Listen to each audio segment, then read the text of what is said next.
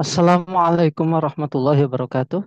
Alhamdulillahirrabbilalamin. Assalatu wassalamu ala asrafil anbiya wal mursalin wa imamil muttaqin wa ala alihi wa sahbihi ajmain amma ba'du. Pemirsa khilaf manis yang dirahmati oleh Allah, jumpa lagi dengan program kesayangan kita, ini kabar petang. Hari ini kita akan bahas tema-tema terkini dengan narasumber yang kredibel tentu saja dari sudut pandang Islam. Inilah kabar petang selengkapnya.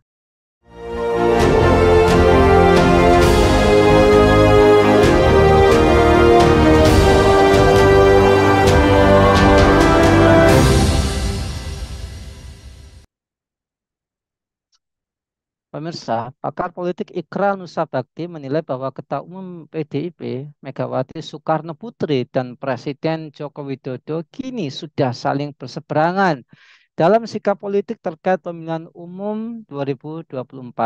Dalam pandangan Ikrar, Jokowi jelas sudah memilih sikap yang berseberangan dengan Megawati, pemimpin di PDIP yang dianggap sudah mendukungnya sejak masih wali kota hingga presiden. Hal itu dilihatnya dari langkah Jokowi yang tidak menemui Megawati usai kunjungan dari Cina dan Arab Saudi di tengah isu putra sulungnya Gibran Rakabuming Raka menjadi bakal cawapres dari Prabowo Subianto. Apakah isu perseteruan Jokowi versus PDIP ini nyata? Apakah ini akan mengubah lanskap politik di negeri ini? Apakah perseteruan itu memasuki fase perang terbuka? Untuk membahasnya kami terhubung dengan pengamat politik Bung Rifan Wahyudi. Assalamualaikum Bung Rifan. Waalaikumsalam warahmatullahi wabarakatuh. Sehat Bung ya? Alhamdulillah, Mas Anang juga termasuk pemirsa di rumah. Alhamdulillah. Insya Allah Bung.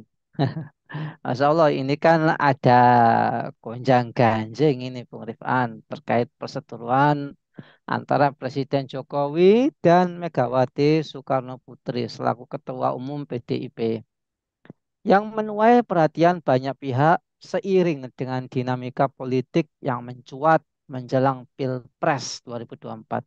Apakah isu ini hanya drama, Bung? Ya, Silakan. kalau menurut Bung Ikrar Nusabakti tadi kan ada perseteruan begitu ya. Ini memang kita membicarakan low politik ya, politik remeh-temeh ecek-ecek ya. Karena bukan berbicara tentang sistem politik yang high politik gitu ya. Tapi tidak apa-apa karena kita mengikuti dinamika yang ada, maka ya tentu kita harus apa monitoring terhadap segala update eh, politik baik nasional ya terutama maupun internasional yang sekarang Gaza ya. Kalau yang nasional ya masih persiapan copras-capres itu. Nah, terkait dengan itu ya berarti ada baca pres termasuk baca wapres dari tiga paslon yang sudah ada ya. Berarti ini yang terkait dengan adanya perseteruan dua kubu kalau menurut Bung Ikrar Nusa Bakti tadi. Tapi sebetulnya ada juga yang mengatakan enggak itu hanya drama saja. Drama itu ya kan sebuah semacam tampilan atau pertunjukan yang ada sutradaranya, ada skrip alur ceritanya yang harus dimainkan, dipentaskan begitu ya. Lah apakah perseteruan dua kubu antara pihak istana dengan pihak Megawati ya, pihak istana tentu Jokowi ya dengan termasuk endorsement yang yang dia lakukan termasuk terhadap salah satu capres ya yang ada sekarang termasuk yang kemarin memang gonjang-ganjing betul begitu ya antara apa istilahnya mencopet mencopet kader ya yang dulu awalnya di sana mengelus-elus Ganjar kan begitu ternyata dicopet oleh Megawati atau PDIP. Dan sekarang ternyata kemudian ada yang baru ya gitu ya setelah ada drama yang lain di panggung sebelah ya tentang mahkamah keluarga yang sekarang juga masih rame ya terkait dengan Majelis Kehormatan MK ya, Majelis Kehormatan Mahkamah Konstitusi juga sudah sudah menghasilkan keputusan itu hanya etik saja sehingga tidak mampu untuk merubah. Tetapi juga dan tapi etiknya kan semua semua hakim. Ini kan akhirnya menjadi drama tersendiri begitu. Sehingga kalau saat ini meskipun ada yang mengatakan itu hanya drama, tapi kalau saya pribadi lebih condong pada pendapat kedua bahwa itu memang untuk saat ini ya 60% itu ya perseteruannya serius. Ya, kita tidak tahu di ujungnya. Kalau di ujungnya ada nego-nego, ada bergayung power atau apa tukar tambah politik begitu ya. Itu hal yang lain. Tetapi sebetulnya kalau sekarang melihat berbagai perseteruan, terutama yang kita dengar dan kita lihat di media, tentu itu adalah yang ya itu adalah potret dari media kan berarti potret fakta ya, sehingga yang itu kemudian ya kita terima, kita cerna, kita pikir, kita yang kemudian menjadi persepsi kita ya masing-masing orang ya. Tapi ini media kan juga begitu, sehingga ya sah-sah saja kalau ada yang menganggap drama, bermain dua kaki atau apapun begitu ya. Atau ini adalah perseteruan agak serius begitu ya.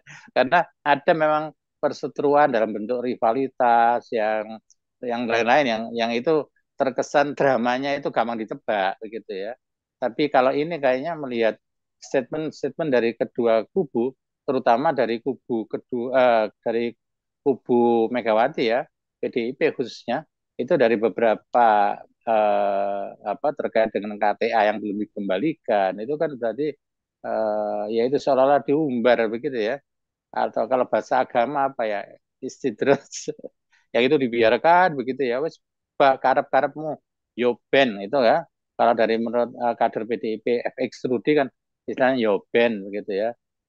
Sehingga seolah-olah wes di, di dilepas begitu tanpa ada beban, sehingga ada ungkapan yang itu bahasa Jawa ya, tidak punya unggah-ungguh gitu ya, tidak tidak punya dugo gitu istilahnya ya, atau kalau bahasa akademinya tidak sesuai dengan fatsun politik, nah itu.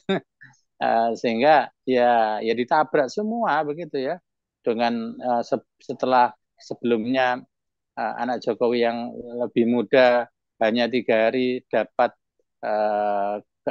kartu anggota PSI ya, yang kemudian langsung menjadi ketua umum. Nah ini kan tidak melalui proses pengkaderan dan seterusnya yang berdarah-darah berkeringat-keringat begitu. Kemudian yang kedua, anak Jokowi yang lebih tua itu bahkan lebih tinggi posisinya, yaitu menjadi baca pres ya, yang tinggal penetapan dari KPU untuk menjadi cawapresnya ya. Yang ini juga begitu.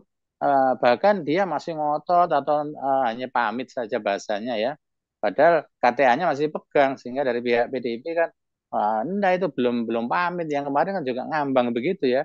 Padahal ada yang mengatakan ya itu otomatis begitu, kalau sudah menjadi dicalonkan dari Partai Golkar maka ya harusnya sudah lepas begitu.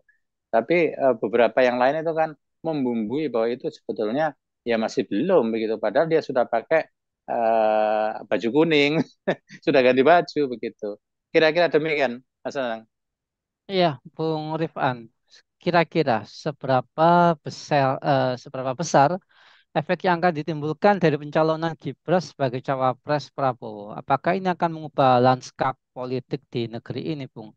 Dan betulkah Iya, isu tadi. persetujuan itu, nah ini, memasuki fase dalam tanda petik perang terbuka? Ini pakai istilah perang segala ini. Iya, tadi sudah kita menyinggung sedikit ya terkait gonjangan yang politik, kemudian perseteruan, ditambah lagi dengan pencapresan dari Partai Golkar terhadap Gibran Raka Buming Raka ya. Kalau jangan sampai salah membacanya, Gibran Raka Raka jadi Raka ini hati-hati. Kalau nyambung jadi Gibran Raka Bumi Raka dan seterusnya itu ya harus hati-hati ya. Uh, Sehingga yang ini menjadi apa ya, seperti dalam kobaran minyak yang kemudian disirami kobaran api, kemudian masih disirami dengan minyak sehingga api lebih berkobar lagi. Yang kemarin tentang batas usia maksimal 40 tahun itu ya, yang ditetapkan oleh Mahkamah Konstitusi, yang Harusnya bukan tupoksinya. Yang membuat undang-undang ya ada badan legislatif yaitu DPR RI kan begitu. Tapi ini kan Mahkamah Konstitusi bersama Mahkamah Yudisial, Mahkamah Agung itu kan termasuk bagian dari yudikatif gitu ya. Kalau di dalam trias politika kan begitu. Nah ini membuat hukum, padahal dia yang harus termasuk mengoreksi hukum, mengoreksi hakim, orang-orang yang hukum itu bisa. Tetapi ini sudah melampaui. Tapi kemudian semuanya angkat tangan bahwa ya sudah kalau sudah menjadi keputusan inkrah begitu ya. Sehingga kemudian loloslah Gibran ini tadi ya menjadi baca presnya Prabowo yang memang sebetulnya meskipun setelah bercerai dengan Cak Imin kemudian dia menggalang koalisi gemuk ya dalam KIM itu ada sesepuh-sesepuh bahkan dedengkot partai kawahan ya itu semuanya menjadi membebek rapi teratur berbaris teratur di belakangnya Gibran. Kan ini berarti apa ya lompatan maksudnya kan dengan istilah milenial lah itu ya sebetulnya dalam prosesnya saja sudah tidak layak sehingga ya tentu pada pertanyaan kedua ini ya tentu merubah lanskap politik yang ada sehingga ya ada yang terkejut-kejut meskipun kemarin ada yang memprediksi meskipun kata ya nggak lolos itu sehingga ternyata lolos benar berarti ya benar yang selama ini diprediksikan ada mahkamah keluarga begitu ya yang sebelumnya sudah diolok-olok ya terutama oleh Prof Denny Indrayana gitu ya. Itu kan pengelola dalam bentuk akan memprediksi dan seterusnya ada bocoran dan seterusnya itu nah kemudian terkait dengan yang terakhir itu ya memang uh, ini menjadi sesuatu yang serius sebetulnya kalau itu memang menjadi apa ya kalau sekarang masih ya atau belum ditetapkan ya kemarin juga ada harapan sih sebetulnya kalau MK ini ya Majelis Kehormatan Mahkamah Konstitusi ternyata ya mak ketiplek atau mak jeketek itu ya Jimli Asidiki yang ini pendekar hukum ya hanya ini tidak bisa kita merubah keputusan hanya masalah etiknya saja begitu. Tapi kan desakan dari rakyat begitu rupa begitu ya. Meskipun ada nuansa rivalitas ya, jegal menjegal begitu ya. Yang ini memang semakin ke depan mendekati coblosan Februari 2008 ya semakin eskalasi politik di secara nasional itu akan begitu rupa akan semakin kita juga ya semakin panas lah, semakin hangat kemudian semakin panas. Padahal sehingga ini dampak apa efek negatifnya kan menjadi kita tidak seberapa peduli ya dengan yang juga hirup pikuk di Palestina di Timur Tengah yang begitu rupa. Sehingga kok kayak masyarakat Indonesia itu ya ributnya itu masalah yang sepele begitu ya, bukan masalah kemanusiaan yang ini ya, masalah geopolitik global dan seterusnya. Begitu, Mas Anang. Ya, Bung Rifan, kira-kira apakah PDIP ini akan bisa menang di pemilu 2024 ini setelah eh, dalam tanda petik perseteruan ini? Apakah ini juga hanyalah sebagai apa ya, gimmick politik saja untuk mendongkrak popularitas dari PDIP itu sendiri? Iya, ini masih berlanjut dari pertanyaan pertama tadi ya, antara drama atau serius. Karena kalau drama itu ya kok begitu seriusnya begitu ya.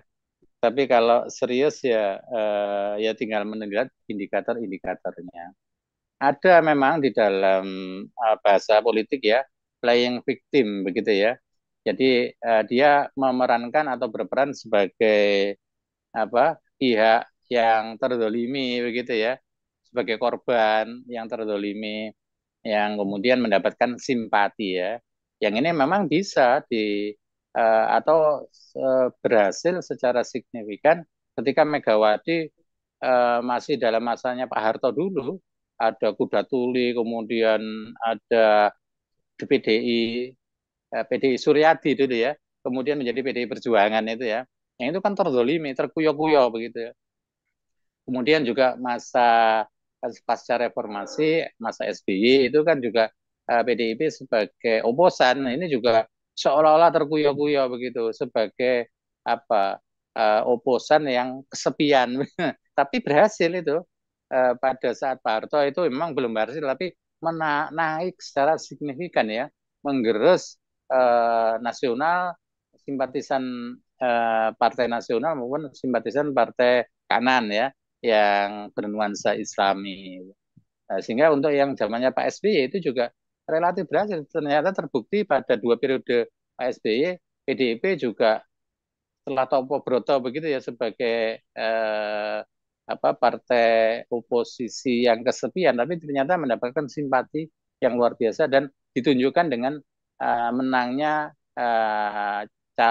capres dari PDIP itu Pak Jokowi. Yang waktu itu seperti wong cilik, kemudian masuk gorong-gorong, kemudian umbar kartu dan seterusnya itu yang wajan deso dan seterusnya itu kan ya menambahi ya sebagai partai yang playing victim kemudian menampilkan aktor yang lugu, yang deso dan seterusnya itu ya kita nggak tahu dampaknya ternyata sebagai man of contradiction ya katanya media internasional itu begitu ya.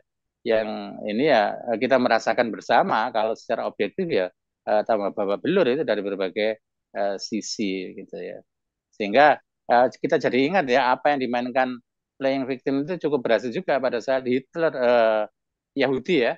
Yahudi ketika membangun membangun atau di awal-awal membentuk entitas Zionis di Palestina itu yang kemudian diberi nama Israel itu juga berplaying victim itu ya.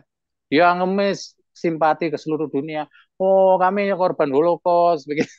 Hmm, Padahal 2 juta itu ya ngarang itu nggak mungkin 2 ngarang. juta Yahudi dibantai kemudian disisain oleh Hitler sebagian supaya bisa cerita begitu ya. Kemudian ada juga skenario yang lain menurut Rothschild begitu ya. Ketika Zionisme sudah mencanangkan kok orang-orang Yahudi itu masih ogah-ogahan untuk pindah ke sana itu ngapain enak-enak di Amerika, di Inggris, termasuk di Rusia kok disuruh ke Kawah Chandra di muka di cara gurun pasir dikepung oleh orang Arab yang Islam dan seterusnya itu banyak nggak mau tapi akhirnya dibuatlah drama playing victim itu ada yang mengatakan begitu Hitler itu adalah dimainkan oleh Rothschild ini jeragan besar ya termasuk pendiri penyokong utama Zionisme internasional bersama ya ada Chaim Weizmann termasuk uh, si Herzl itu Theodor Herzl itu ya sehingga ini bagaimana kalau playing victim ini dimainkan menjelang 2024 gitu ya kembali kepada Megawati tadi kayaknya ya tidak signifikan gitu ya bahkan ini ya banyak orang yang menduga drama-drama itu ya. Drama drakor begitu ya sehingga kayaknya juga bukan ya drama yang sudah ditebak alurnya itu kan jadi apa bosen nih boring gitu ya bahkan muak begitu ya kalau sekarang juga begitu kan ada Genin Z yang juga menyampaikan begitu ya merasa muak dengan apa yang ada di perpolitikan nasional itu banyak badut-badut politik yang berakrobat tak tahu diri tidak memikirkan rakyat dan seterusnya kira-kira begitu sehingga tidak berhasil lah kalau 2004 itu agak sengit gitu.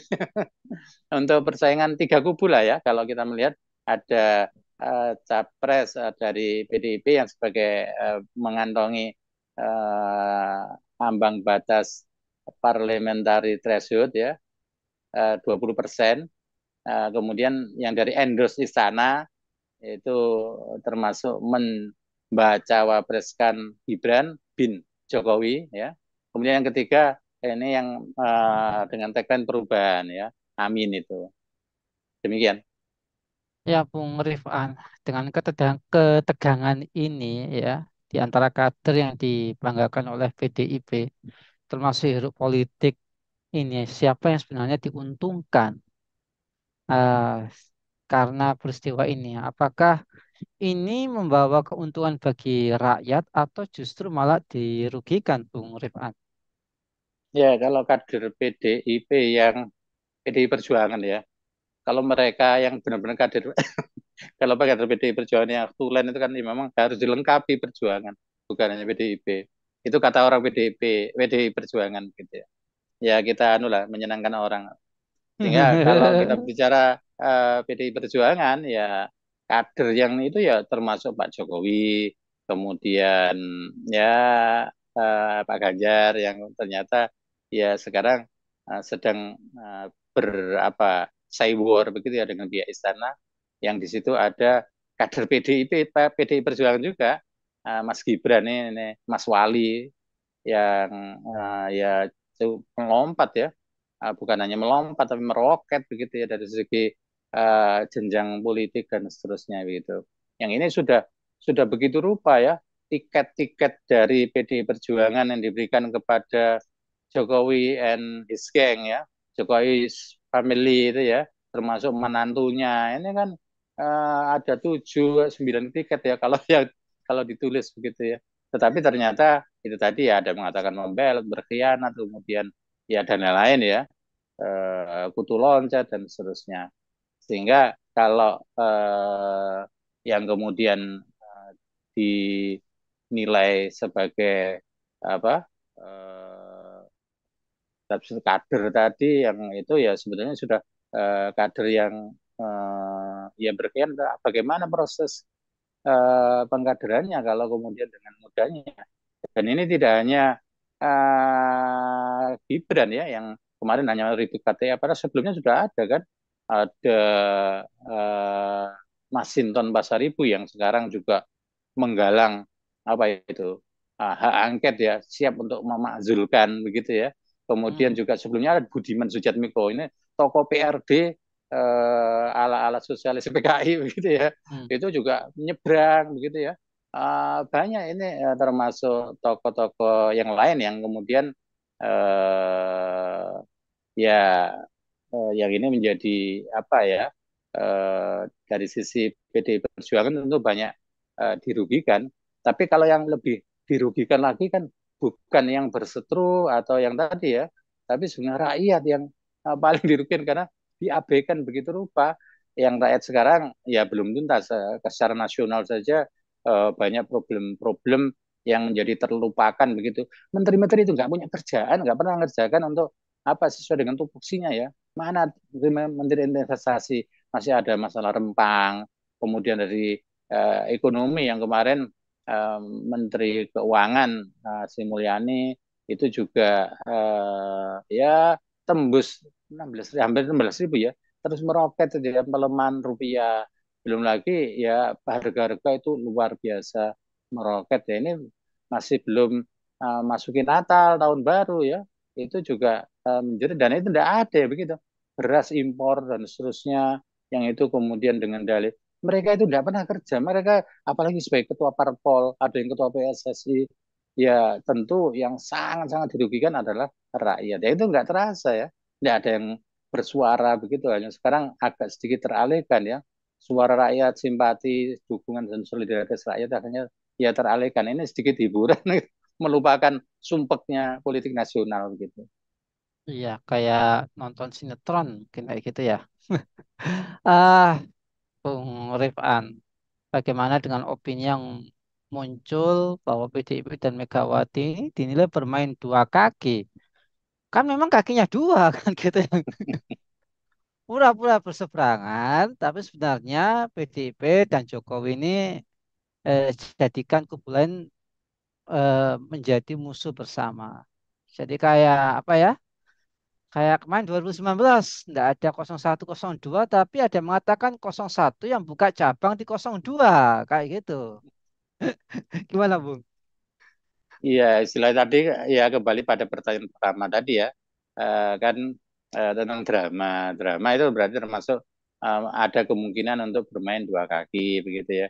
Tapi Nah, sebenarnya Megawati itu kan ya termasuk video yang beredar viral bagaimana ketika habis Rakernas PDI Perjuangan itu Megawati apa yang kalau bahasa Jawa ngipatno ya pegangan Pak Jokowi ketika mencoba menuntun Bu Megawati yang memang sudah 81 tahun lebih kan, ketika turun tangga yang datar pun harus dipegangi. Nah itu dikipatkan, itu bahasanya ditepiskan dengan terus jangan pegang aku, soal begitu. Ini sebetulnya kalau dari gesturnya itu sebetulnya ya tanda-tanda sebetulnya ada kemarahan yang mendalam begitu ya, tapi dibiarkan atau ya memang ada kartu truf yang dimiliki oleh Pak Jokowi untuk menyandera Bu Megawati, termasuk ketika pencalonan Ganjar. Kenapa bukan Bu Puan Maharani yang dicalonkan, yang sudah itu harus perempuan. Sebenarnya sebelum-sebelumnya begitu, tapi kok begitu mendadak itu kan memang di PDI Perjuangan itu kan banyak orang katanya mendapat masukan-masukan, elektabilitas itu kan berdasarkan medsos begitu ya. Tapi kemudian langsung mencabut yang itu juga untuk mendelegitimasi Pak Jokowi. Akhirnya Pak Jokowi kan dalam artian ya agak mutung dan ya marah juga. Akhirnya terjadilah awal kali perseteruan. Nah, termasuk yang kedua kali ini adalah ya pencawapresan Gibran yang ini ya tadi tanpa unggah-ungguh, tanpa mengindahkan etika politik, pamit itu ya bahasa politik ya. Tapi kan harus Hmm. kalau pamit ya wes ini KTA-nya saya letakkan itu kan lebih clear begitu ya, lebih gentle begitu ya. Ya termasuk Bobby kemarin menantunya Pak Jokowi sebagai wali kota Medan juga begitu. Enggak, saya tetap kader PDIP, tapi saya akan mendukung kampanye Gibran. Nah ini kan ya tetap ya dua kaki tadi. Maksud dua kaki memang ingin tetap di sana, tapi juga tetap di sini untuk mendapatkan keuntungan begitu ya. Kalau kaki lima karuan ya itu didukung oleh pemerintah ya, UMKM ya termasuk usaha mikro ya kalau kaki lima yang bisa lari ya dengan dagangannya. Kalau melihat seperti ini ya memang uh, apa politik dua kaki itu ya bisa jadi kalau uh, kemudian ada deal-deal politik yang itu biasanya di panggung belakang politik ya. Tapi sementara yang tampak mata yang di panggung depan ya ya serius gitu ya. Terutama untuk yang kader-kader yang sudah berdarah-darah, Adian Apitupulu misalnya, kan itu membongkar aibnya. Jokowi dulu itu ingin 3 periode kan jadi rame begitu yang sehingga kemudian semakin memperuncing istana dengan PDI Perjuangan yang dulu itu satu kandang begitu ya, kandang banteng, tapi kemudian ada yang lepas begitu ya, kemudian jadi eh, di bawah pohon beringin begitu ya, akhirnya ya bisa jadi maka tetap kalau untuk saat ini ya 60% itu ya serius pertempurannya terutama yang berdarah-darah tadi, tapi kalau ya kita menyisakan kemungkinan ada drama atau sandiwara itu biasanya memang itu terbukti kalau pentasnya atau dramanya itu selesai begitu. Sekarang kan belum ya, kita masih mengikuti dan ada berada di dalam permainan drama yang itu belum apa istilahnya tutup tutup panggung begitu. Apa ya sampai the end begitu, di end begitu ya, sampai akhir. Sehingga kita tunggu. Ini mari kita tunggu bersama-sama kalau saya pribadi memang serius ini ya. Kalau dari kaum muslimin yang selalu menyenandungkan selawat azhil, eh, Allahumma sholli ala sayyidina Muhammad wa asghilid zalimin bidzalimin, itu kayaknya efek selawat azhil itu menjadi terbukti benar begitu ya. Karena ternyata mereka disibukkan ya, bahkan sampai tingkat menikam, menerkam itu ya, sampai wa ahliki dzalimin bidzalimin, tidak hanya wa asgiri dzalimin. Ya kalau kita hanya bersyukur saja berarti Allah sedang ini maha sutradara itu yang tentu ya sebagai yang maha membuat makar ya kita berserah diri kepada Allah, karena sementara ini politik Islam itu termarginalisasi, terkriminalisasi. Barangkali dengan mereka terkuras habis ya energinya, kita bisa lebih memikirkan strategi yang tepat untuk meraih dukungan umat gitu. Demikian Mas. Hmm. Baik. Terakhir, Bung, apakah berbagai intrik politik ini membongkar wajah sejati politik demokrasi, bahwa demokrasi itu ada yang mengatakan tidak ada kawan abadi, tidak ada lawan abadi, yang ada hanyalah kepentingan abadi untuk oligarki. Apakah seperti itu, Bung? Ya, ini kalau tadi sempat saya sampaikan kalau ini adalah politik ecek-ecek karena kita membicarakan sesuatu yang apa remeh-temeh begitu ya. Low politik karena berkaitan dengan perebutan kekuasaan, kemudian tokoh-tokoh dan seterusnya. Sehingga kalau pertanyaan terakhir ini yang sudah mengarah kepada high politik ya, tentang demokrasi, tentang tatanan, tentang sistem, tentang filosofi ya, ini tentang idealitas sebuah tatanan politik dan seterusnya, yang ini memang ya kalau saya menjawab iya begitu ya, benar adanya begitu. Jadi potret buram dari demokrasi itu menjadi sangat tampak pada yaitu tadi akrobat saling pentalitan begitu ya, para aktor-aktor politik, baik itu di yang level yang ada di yudikatif, eksekutif dan seterusnya, termasuk ya trias politika itu kan di antaranya ya, mulai kita baca satu-satu di antaranya yang ada itu di politik demokrasi itu kan yang pertama adalah mereka menggunakan sebagian munculnya ideologi sekularisme ya, yaitu adanya halul wasti, yaitu jalan tengah, selalu kompromi begitu ya. Nah, kompromi akhirnya menimbulkan pragmatisme sehingga kalau ini agak bersesuaian dengan yang tadi ya, Pak paling drama ya. Ini kan ujung-ujungnya nanti akan terjadi kompromi yaitu dengan tukar tambah politik, bargaining power dan seterusnya ya. Uh, yang ini biasanya memang terjadi sesuatu yang ideal, sesuatu yang realistis sebagai partai wong cilik, ternyata yang jeketek begitu ya. Kemudian yang sebelumnya termasuk ada tokoh yang menyebut timbul tenggelam bersama rakyat. Ternyata yang dikatakan macan jadi meong karena mendapat nasi goreng misalnya ya. Yang ini yang seperti itu dan itu posisinya cepat ya. Isu dele sore tempe begitu ya. Ya kalau dele nggak dimasak menjadi tempe kan menjadi dele bosok begitu ya. Yang ini yang pertama ya, fenomena yang biasanya terjadi di politik demokrasi yang tadi ya, pragmatisme. Yang kedua adanya menghalalkan segala cara. Jadi politik Machiavellisme yang ini tokohnya Machiavelli sendiri itu enggak, saya itu menulis itu bukan untuk ngajari orang untuk menghalalkan segala cara. Ini hanya saya memotret fakta yang terjadi pada masa Yunani dulu kan begitu.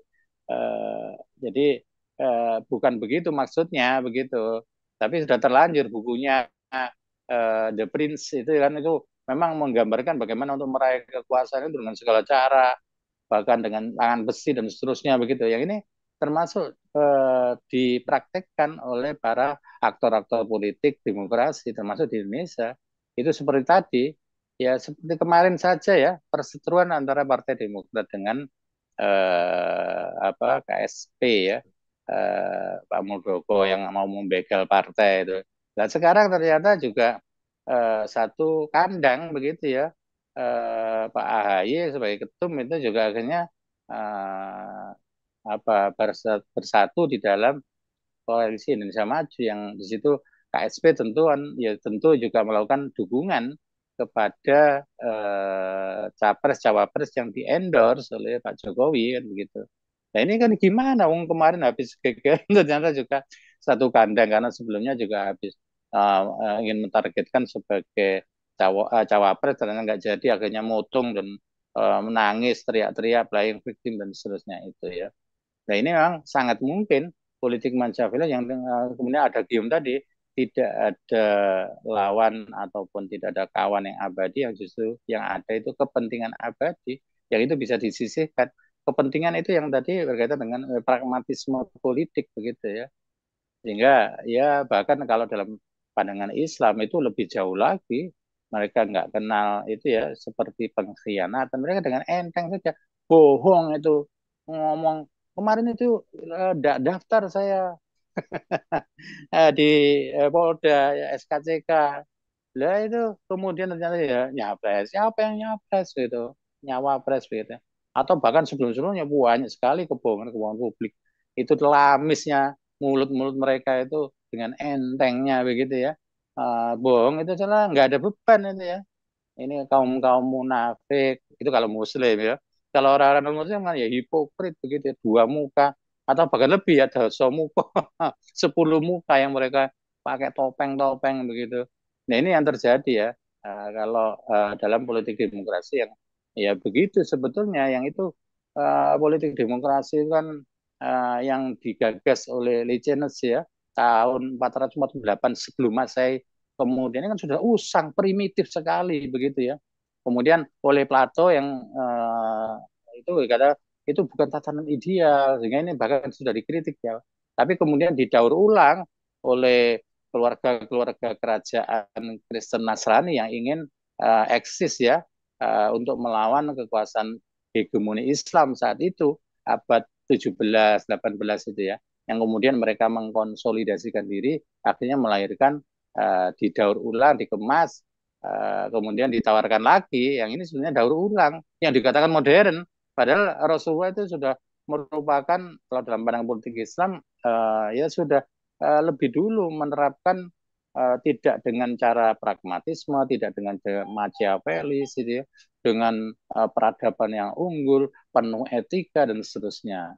Sehingga ini sekaligus solusi ya, atau alternatif lah, begitu kalau bukan solusi ya, sebagai apa ya, potret yang indah begitu ya, supaya orang-orang menjadi tercerahkan sebenarnya kenapa kita berkutat di kubangan lumpur demokrasi dan apa ya, bahkan bernafas dalam lumpur demokrasi yang bahkan menikmatinya itu kan naudzubillah. Ketika ditawarkan ada di sana yang lebih indah, lebih cerah begitu ya, itu kayaknya hatinya sudah buram, kacamatanya juga sudah buram, ya terkait dengan media yang sudah begitu rupa, pendidikan yang kurikulum dan sebagainya sudah di, kemudian termasuk ya fakta yang ini agak sulit orang ya berpikir keluar dari fakta, tapi dari yang menuju pada idealitas yang benar-benar tercerahkan dan seterusnya. Kira-kira Ya. demikian, Mas. Baik, terima kasih Bung Rifan atas pemaparannya dan semoga kita semua bisa mendapatkan manfaat darinya. Semoga Bung Rifan sekeluarga senantiasa dalam perlindungan Allah Subhanahu wa taala dan keluarganya dijadikan keluarga yang sakinah, mawaddah, warahmah. Amin ya rabbal alamin. Baiklah pemirsa kabar petang yang dirahmati oleh Allah. Demikianlah program kita pada kesempatan sore hari ini. Jangan lupa untuk subscribe, like, komen, dan share sebanyak-banyaknya. Semoga kita semua mendapatkan kebaikan di dunia maupun di akhirat. Saya Nano Setiawan undur diri. Sampai jumpa di lain kesempatan. Dan wassalamualaikum warahmatullahi wabarakatuh.